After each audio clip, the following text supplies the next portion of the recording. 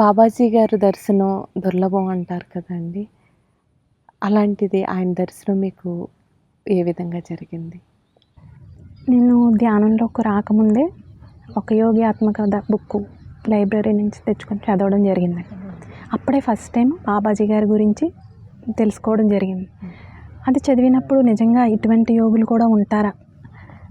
2000 సంవత్సరాల నుంచి హిమాలయాల్లో ఉన్నారు అని ఉంటుంది అందులో. పరమహంస యోగానంద గారు జీవించారు. అంటే నిజంగా ఇటువంటి యోగులు ఉన్న భూమి మీద ఈ భారతదేశంలో పుట్టడం నిజంగా ఎంత గొప్ప అదృష్టంగా భావించేదాన్ని. అంతే తప్ప బాబాజీ గారు వచ్చి దర్శనమిస్తారని కళల్లో కూడా ఊహించలేదు అసలు. అది కూడా ఆ రోజు మధ్యాహ్నం 2:30 ఆ ప్రాంతం అండి మా ఇంట్లోనే. అప్పటికి నేను ధ్యానంలోకి వచ్చి చాలా కొద్ది సంవత్సరాలు 2-3 సంవత్సరాలు అవుతుందేమో అండి, అంతే ధ్యానం మొదలుపెట్టి. మహావతార్ బాబాజీ గారి దర్శనం అయితే అది ఒక ఆఫీస్ రూమ్లా ఉందండి.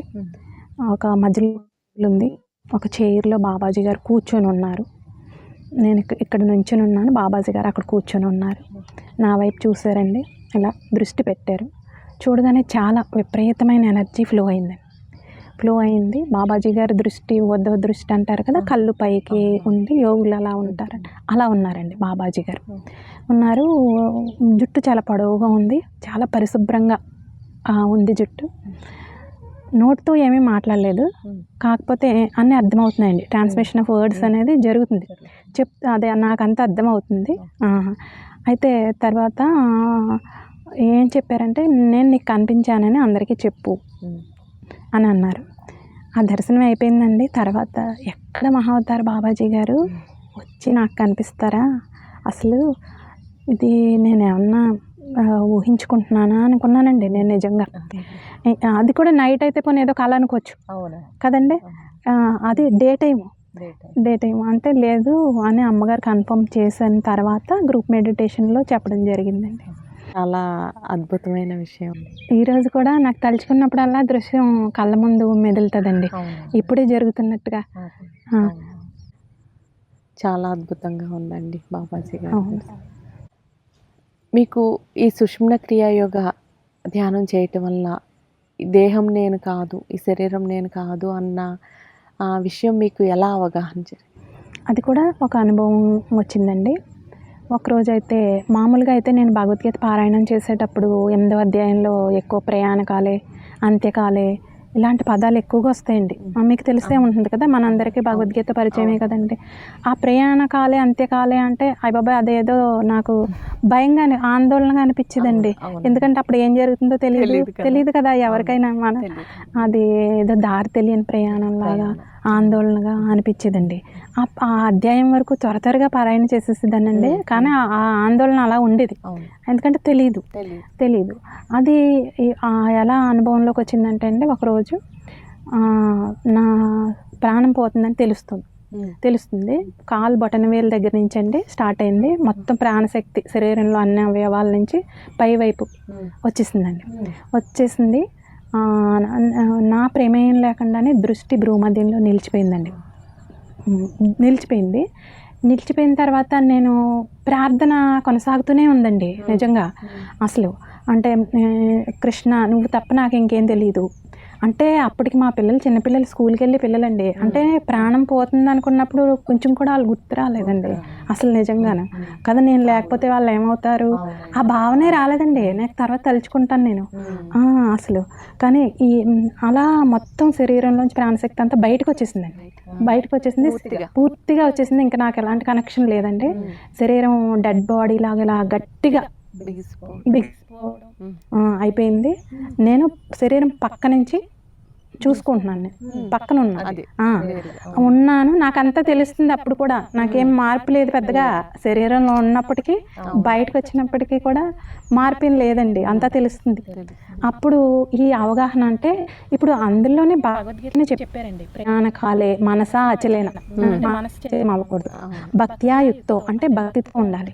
యోగ బలేన చేయవ అంటే ధ్యాన సంస్కారం ఉండాలి. అప్పుడే మనకి దృష్టి భ్రూమధ్యంలోకి వెళ్తాయి కదండి. మన శ్లోకం చదివినంత మాత్రాన్ని ప్రాక్టీస్ లేకపోతే రాదు కదా. ఈ శ్లోకం కూడా నేను తర్వాత పోల్చుకున్నానండి. ఆ అనుభవం వచ్చిన తర్వాత ఇప్పుడు ఓహో నాకు జరిగింది ఇది కదా అని తర్వాత భ్రువు మధ్య ప్రాణావేశ అదే శ్లోకంలో చెప్పారు. అంటే భ్రువు మధ్యంలో ప్రాణశక్తి కేంద్రీకృతం అవ్వాలి ప్రాణాయామ సమయంలో. ఇదంతా కూడా ఆటోమేటిక్గా జరిగిందండి. అసలు ఆటోమేటిక్గా జరిగింది. అంటే శ్లోకం చదువుకున్నప్పుడు ఏమనుకుంటాం మనం, ఏంటి ప్రాణం పోతుంటే ఇవన్నీ చేస్తామా, అసలు చేయగలమా, అసలు చేయలేం కదండి. చేయగలిగేది కాదు కదా అసలు కానీ ఆటోమేటిక్గా జరిగింది. ఇప్పుడు నాకేంటంటే ఆ ప్రయాణం అంటే భయం పోయింది. ఇంకెప్పుడు శరీరాన్ని వదిలిపెట్టినా ఇంత సూక్ష్మంగానే జరుగుతుందనే నమ్మకం ఏర్పడింది. అదేమీ బాధాకరం కాదు మరణం అనేది అనే అవగాహన సుషుమ్న క్రియాయోగ సాధన వల్లే కలిగింది. అవునండి. మరణ భయం అన్నది ప్రతి మనిషిని వేధిస్తుంది. ఆ మరణ భయం ఇప్పుడు మీకు జరిగిన స్థితి తర్వాతే అభయస్థితి అన్నది, ఆ భయరహిత స్థితి అన్నది జరుగుతుంది. చాలా అద్భుతమైన విషయం. అప్పుడే నాకు అర్థమైందండి, శరీరంలో ఉన్నంతసేపు నా కర్తవ్యాన్ని నేను నిర్వహించాలి. ఇది నా కర్మఫలాన్ని బట్టి ఈ శరీరం తీసుకున్నాను అంటే నిమిత్త మాత్రంగా నేను చేయవలసిందంతా చెయ్యాలి. ఎప్పుడు వదిలిపెట్టవలసి వచ్చినా సిద్ధంగా ఉండాలి. అవునండి. మనం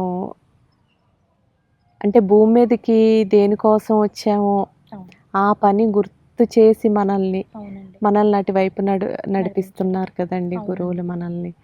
చాలా అద్భుతమైన విషయం అండి. అందరూ ఇది పొందాలి అనే ఇదిలోనే ఉంటారు కదండి. అసలు సాధకులందరికీ పొందవలసిన అనుభవం అండి ఇది. ఈ సుషుమ్న క్రియాయోగ సాధనకి, సేవకి మీ కుటుంబ సభ్యులు ఎలా సహకరించారో తెలియచేస్తారు. సుషుమ్న క్రియాయోగ సాధనకి, సేవకి కూడా మా కుటుంబ సభ్యులందరూ పూర్తిగా సహకరిస్తారండి. నేను ఎప్పుడు ఎక్కడికి వెళ్తానన్నా సరే వెళ్ళమని అంటారు. ధ్యానం గురించి ఏ క్లాసెస్కి వెళ్ళినా నేను వెళ్ళే ముందే నేను ఇంట్లో నా పనులన్నీ పూర్తి చేసుకుని, ఎవరికి ఏ ఇబ్బంది రాకుండా చూసుకుని అన్నీ చేసుకుని, నాకు మాట రాకుండా చూసుకుని వెళ్తానండి. ఇప్పటి వరకు కూడా అందరూ సహకరించడం వల్లే మా పిల్లలు కానీ ఆయన కానీ ఇలా చేయగలుగుతున్నానండి. మనకి అతి పవిత్రమైనది గురు పౌర్ణమి మహోత్సవం కదండి.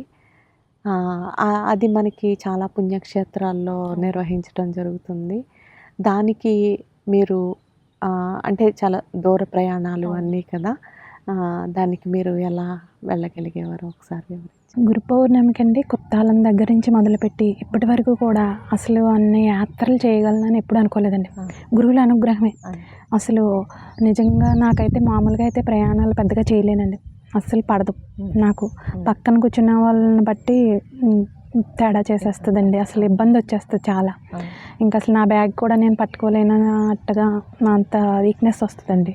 కానీ ఎన్ని యాత్రలు అసలు నిజంగా గురువులు ఇచ్చిన ఎనర్జీ వల్ల చాలా అసలు చూడండి, చిదంబరమే కాదు, అరుణాచలమే కాదు, ఎన్నో చూపించారు. అది కూడా మామూలుగా వెళ్ళడం వేరు, గురువులతో వెళ్ళడం అండి. ఎంత శక్తి, అసలు ఎంత ఎనర్జీ ఇచ్చి మనల్ని, ఏ చిన్న తేడా కూడా ఎప్పుడూ రాలేదండి. అసలు ఎప్పుడు ఏ యాత్రలోనూ కూడా ఘాట్ రోడ్లో అయినా సరే ఎప్పుడు బస్సు వెళ్ళి వచ్చాక నాకే ఆశ్చర్యం అనిపించేదండి నిజంగానే. ఈ శృంగేరి యాత్ర అసలు లోయలు, ఆ రోడ్డు ఎన్ని మెలుకలు అంటే అసలు నిజంగా తిరిగి వచ్చిన తర్వాత గురువులు అయితే బస్సులో శృంగేరి యాత్ర పైకి వెళ్తున్నప్పుడు అండి బాబాజీ గారు తోడుగా వస్తున్నట్టు తెలిసేదండి. బస్తో పాటు బాబాజీ గారు వస్తున్నారు.